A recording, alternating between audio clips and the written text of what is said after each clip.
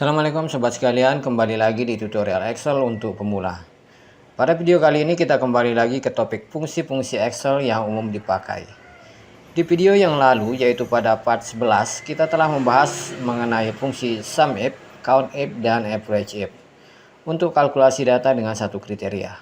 Nah, kali ini kita akan bahas kembali fungsi yang masih satu rumpun dengan fungsi-fungsi tadi, tapi sedikit lebih canggih, yaitu fungsi SUMIF, COUNTIF, dan AVERAGEIF dengan tambahan S di belakangnya, sehingga cara kerjanya berbeda. Untuk video kali ini kita pakai data yang sama dan penamaan range yang sama dengan sebelumnya. Jadi bagi sobat yang belum tahu penamaan range, silahkan lihat kembali video sebelumnya, yaitu part 11. Sebelum lanjut ke tutorial, file penyerta untuk video tutorial kali ini sudah saya siapkan, linknya sudah ada di deskripsi, tinggal di download sehingga tidak perlu lagi repot-repot untuk menulis data. Oke, kita mulai dari yang pertama, yaitu fungsi SUMIF. Fungsi SUMIF ini digunakan untuk menjumlahkan sekumpulan data dengan menggunakan lebih dari satu kriteria. Dalam kasus ini misalnya kita diminta untuk menjumlahkan data dengan kriteria prosesor, kriteria produk dan penjual. Nah, di sini kita diminta misalnya untuk menjumlahkan berapa produk yang dihasilkan oleh si penjual. Oke. Nah, sintak untuk SUMIF ini adalah sebagai berikut, yaitu sum range adalah range yang akan kita jumlahkan. Kemudian kriteria range 1 adalah range penampung atau kolom penampung dari kriteria pertama yang akan kita gunakan, yang dalam hal ini adalah produknya.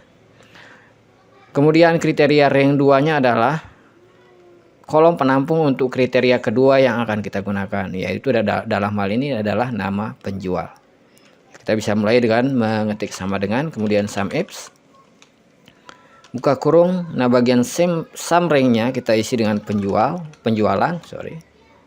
Kemudian kriteria range-nya yang pertama, karena di sini kita gunakan prosesor sebagai kriteria pertama, maka kriteria range-nya adalah kolom item.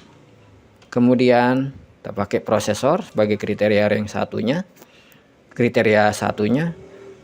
Kemudian kriteria range 2 kita pakai kolom penjual, karena kriteria keduanya adalah nama penjual.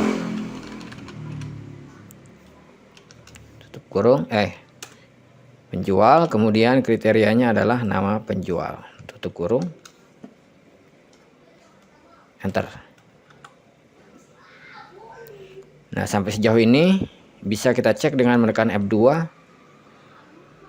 Jika kita lihat antara referensi kriteria dengan kriteria range-nya semuanya sudah benar, berarti hasilnya sudah sesuai dengan yang diharapkan. Bisa kita cek, Alia cuman menjual 96 prosesor. Berikutnya nama Alia sudah tidak lagi menjual prosesor di sini. Oke, berarti sudah benar. Kemudian kita drag ke samping, hasilnya 0. Drag ke bawah lagi, ternyata hasilnya semuanya 0. Berarti di sini telah terjadi ada kesalahan. Kita cek dengan menekan F2, dan di sini bisa kita lihat ternyata kriteria range satunya, referensi untuk kriteria satunya sudah bergeser. Seharusnya dia tetap di prosesor. Seharusnya yang bergerak adalah referensi kolomnya. Jadi yang ini seharusnya tidak bergerak. Kemudian kita lihat lagi ke bawah, kita cek. Misalnya di sini. Di sini juga bisa kita lihat kolom dan referensi kolom dan barisnya juga sudah bergerak. Inilah yang menyebabkan hasilnya menjadi 0 semuanya. Oke, solusinya adalah dengan memperbaiki pada formula atau pada fungsi yang pertama, yaitu ketika kita mendrag ke kanan, kita ingin kolom ini terkunci, artinya tidak ikut bergerak, karena ini adalah kolom kriteria pertama yang akan kita gunakan. Jadi kita ingin dia tidak bergerak ke samping begitu kita menggeser atau mendrag mouse.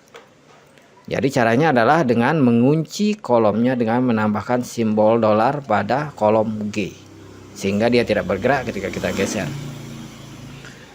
Kemudian untuk menjaga posisi kriteria baris yang ada di atas tidak bergerak ke bawah ketika kita ikut mendrag ke bawah, maka kita harus mengunci barisnya dengan menambahkan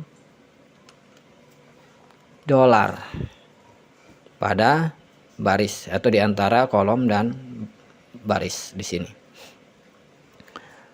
Nah, inilah yang disebut dengan mix reference atau referensi campuran. Nah, bagi sobat sekalian yang belum paham tentang konsep absolute reference, relative reference, dan mix reference, sobat bisa melihat atau menonton video saya sebelumnya. Linknya sudah saya siapkan di deskripsi. Oke. Di sana terdapat pembahasan yang cukup detail mengenai apa itu relative reference, absolute reference, dan mixed reference. Oke. Nah, kembali ke topik. Oke, kita drag ke kanan. Dan di sini bisa kita lihat sudah terdapat perubahan. Kita drag ke bawah lagi. Dan bisa kita lihat hasilnya tidak lagi 0 semua. Berarti kemungkinan rumus ini sudah benar. Kita cek dengan menekan F2 lagi. Dan referensinya juga sudah benar. Dia sudah berada pada posisi yang tepat. Di sini kita bisa lihat. Oke. Nah, berikutnya kita beralih ke fungsi COUNTIF. Fungsi COUNTIF digunakan untuk melakukan perhitungan yang dalam kasus ini adalah berapa kali penjualan prosesor yang terjadi pada bulan Januari. Misalnya pada contoh kriteria yang pertama yaitu pada sel yang ada di sini. Berapa kali penjualan yang terjadi pada bulan Januari. Nah, ini satu contoh saja. Kita cek dengan menekan COUNTIF. Nah, fungsi COUNTIF ini lebih sederhana karena dia tidak memerlukan summing lagi. Dia hanya memerlukan kriteria ring 1 dan kriterianya, dan kriteria ring 2 dan kriterianya. Oke. COUNTIF, tambahkan S, kemudian kriteria ring satunya kita pakai kolom item karena di sini kriteria pertamanya adalah nama produk, maka kolom ringnya adalah item. Kemudian kriteria ringnya adalah prosesor. Nah, karena prosesor ditampung pada kolom item. Kemudian kriteria ring 2-nya kita pakai bulan. Kriteria ring 2-nya kita pakai kolom bulan. Karena kriterianya adalah nama bulan yang ada pada baris di atas. Kemudian tutup kurung. Nah, jangan lupa seperti yang tadi, supaya formulanya atau fungsinya tidak error, kita kunci terlebih dahulu kriteria pertamanya, kolom kriteria pertamanya dengan menambahkan simbol dolar. Kemudian di sini untuk mengunci kriteria keduanya supaya tidak bergeser ke bawah ketika kita drag, kita bisa menambahkan simbol dolar untuk barisnya. Enter. Kita drag ke kanan, drag ke bawah lagi. Kita bisa cek dengan menekan F2. Referensinya sudah benar. Dia tidak bergeser. Misalnya untuk kriteria pertamanya tidak bergerak, ketika kita drag berarti sudah benar. Dan pada di sini di baris yang di bawahnya tekan F2. Kriteria keduanya juga tidak bergerak ke bawah ketika kita drag. Berarti fungsi yang kita buat ini sudah sesuai, yang diharapkan hasilnya sudah sesuai. Kita cek, misalnya kita lihat di sini pada contoh yang ini. Penjualan harddisk terjadi berapa kali pada bulan Februari? Misalnya kita cek harddisk pada bulan Februari, ini yang pertama. Kemudian bulan Februari yang kedua, misalnya kita lihat di sini juga ada harddisk. Bulan Februari ketiga sudah tidak ada, berarti formula fungsi COUNTIF yang kita buat ini sudah benar. Oke. Berikutnya kita beralih ke fungsi average if. Nah, fungsi average if ini digunakan untuk menghitung rata-rata pada kolom data dengan menggunakan lebih dari satu kriteria. Nah, pada kasus ini kita menggunakan kriteria produk dan nama si penjualnya. Oke. Kita ingin tahu berapa rata-rata produk yang terjual oleh si penjual. Average if,